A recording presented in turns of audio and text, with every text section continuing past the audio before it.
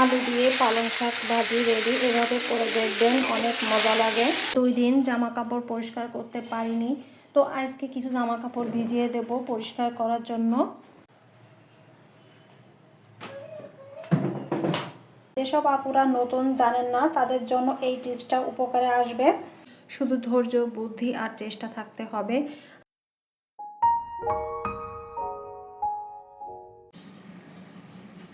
Hello everyone, আসসালামু আলাইকুম, welcome back to our channel. কেমন আছেন সবাই? আমরা আলহামদুলিল্লাহ খুব ভালো আছি।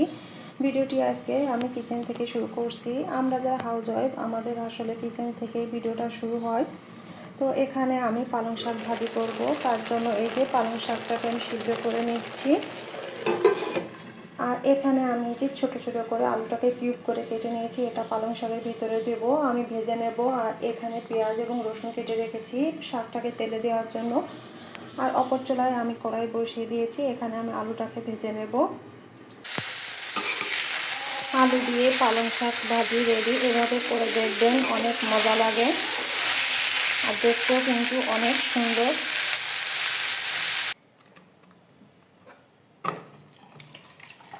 রান্নাবান্না শেষ করে চলে আসলাম ফিল্টার থেকে পানি ভরতে। আর এই যে সামনে দেখতে পাচ্ছেন, আমার ছেলে চলে আসছে আমাকে হেল্প করার জন্য।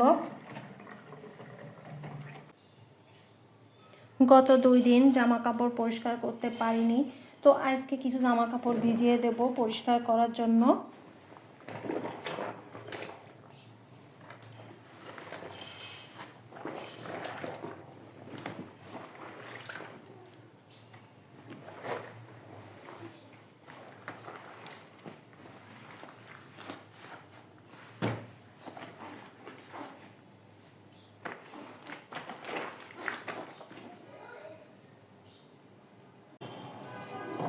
আজকে প্রচুর রোদ আসছে, তো গাছে একটু পানি স্প্রে করে দিতে হবে। মাম্মি, ও মাম্মি, তুমি মাম্মিকে হেল্প করবে? মাম্মাম, মাম্মাম, তুমি একটু মাম্মিকে হেল্প করবে বাবা? তুমি প্রতিদিন গাছে পানি দেবে, বুঝছো?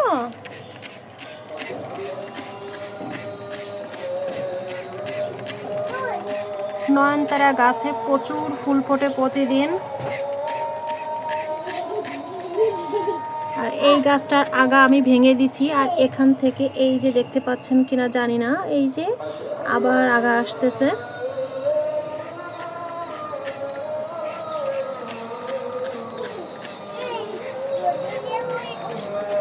আর আমার এই গাছটা মনে হচ্ছে মারা যাচ্ছে। তুমি কি করতেছো? একটু মাম্মিকে বলো তো, তুমি কি করতেছো?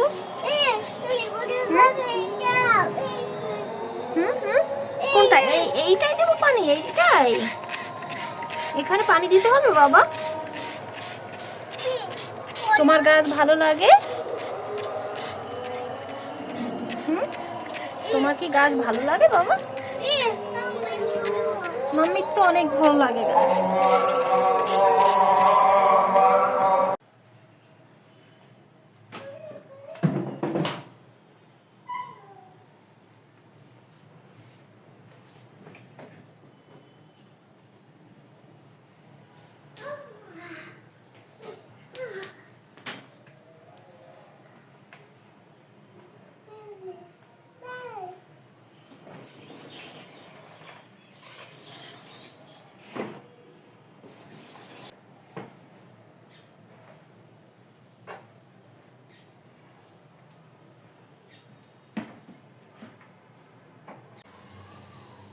এখন আমি সন্ধ্যার সময় চা বানিয়ে নিচ্ছি। এটা রং চা, আমি ম্যাক্সিমাম সময় রং চাটাই খাই।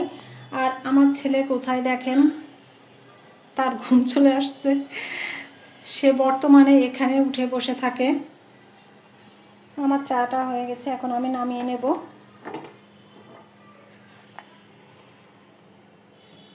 মাম্মি, আপনি কি একটু চা খাবেন? তোমাকে দিব না তো মাম্মি, দিব না তোমাকে, আমি একাই খাবো। তুমি নুডলস খাইছো না বাবা? মাম্মি, তুমি নুডলস খাইছো না, এখন এটা খাওয়া যাবে না, এটা মাম্মি খাই। আজকে রাতে রান্না করব কাঁচকলা দিয়ে আর ইলিশ মাছ দিয়ে একটা তরকারি রান্না করব। এই একটা তরকারি রান্না করব। আমি কাঁচকলাতে হলুদ মাখিয়ে রেখেছি। আমার অভিজ্ঞ আপুরা নিশ্চয়ই জানেন যে কাঁচকলা কাটার পর হলুদ মাখিয়ে রাখলে কালো হয় না। আর যেসব আপুরা নতুন জানেন না তাদের জন্য এই টিপসটা উপকারে আসবে। আর এদিকে আমি আয়ন বাবার জন্য ভাত রান্না করে নিচ্ছি, ওকে রাতে খাওয়ানোর জন্য। আর এখানে আমি কড়াই বসিয়ে দিয়েছি, তরকারিটা রান্না করে নেব। কড়াইয়ে আমি মাছটা ভেজে নেওয়ার জন্য তেল দিয়ে দিয়েছি, তেলটা গরম হয়ে গেছে।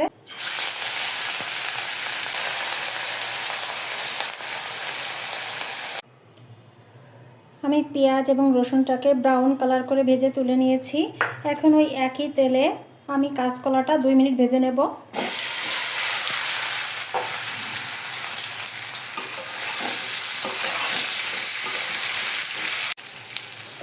এখন আমি পরিমাণ মতো পানি দিয়ে কাঁচকলাটাকে কষিয়ে নেব।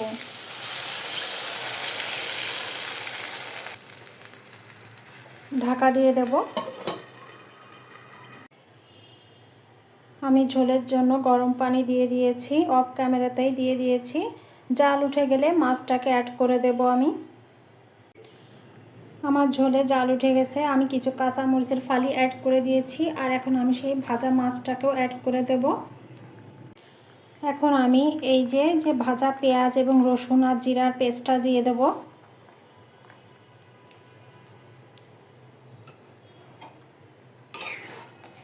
এখন 5 মিনিটের মতো আবার জাল দেব, তারপর আমি নামিয়ে নেব।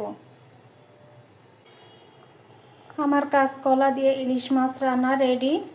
কেমন হয়েছে অবশ্যই আপনারা কমেন্ট করে জানাবেন।